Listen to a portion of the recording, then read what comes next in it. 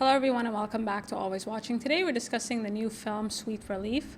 Briefly, the movie follows a small town that takes up an online murder challenge. This was a very strong effort by passionate and creative filmmakers. It presents way more ideas than it has the scope to actually explore. It starts off with a lot of potential. We are introduced to three friends casually discussing who they'd like to see dead and why. After some hesitation, they finally land on a name and a reason. Their reasons for wanting this individual dead are either extremely petty or disturbingly relatable. And had the film focused on these three girls, unpacking each murder and exploring their motivations, I actually think this could have become a cult classic. Instead, the film branches off, follow multiple different characters, exploring how social media has blurred the line between reality and fiction. Individuals must nominate someone they would like to see dead on any social media application. After that, a mysterious entity known as Sweet Angel then assigns them to carry out the task. Failure to complete the murder will result in their own murder. The film is clearly a commentary on the rise of these extreme online challenges. Watching these girls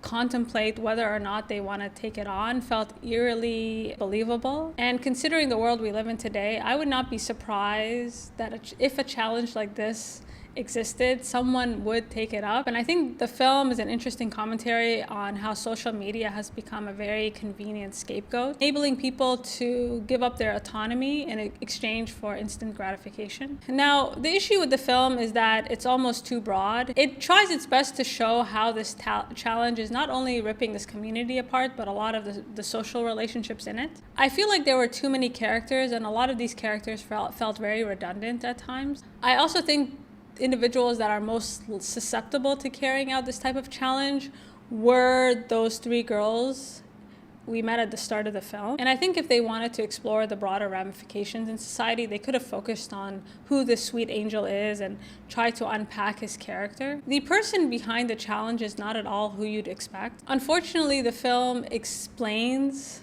a lot of his motivations to us, so there's not a lot of nuance, a lot of mystery.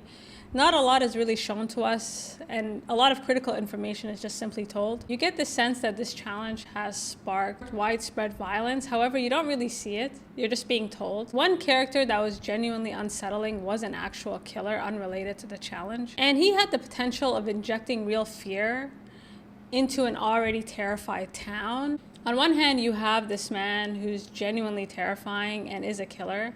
And then you have these girls and these people in this town that are being turned into serial killers through social media. And what social media does is it basically allows someone to forego their accountability and blame the app for their actions. And that would have been an interesting commentary in terms of like, is it really social media or is this something you've already had the capacity to do? Instead, this character that we follow around, this unsettling man, he almost ends up being a bit cartoonish, and he undercuts his own chilling presence. I think there's enough compelling elements in this film to keep you engaged. I was never bored watching this, and I was really curious to see how they would wrap everything together. Unfortunately, they never really do in a way that feels cohesive. Overall, I do think the director and writer, Nick Berti, really has a lot of potential, and I think the ideas he was exploring were really relevant, but he was trying to attack it from just one too many angles, and I think that left us feeling a bit overwhelmed.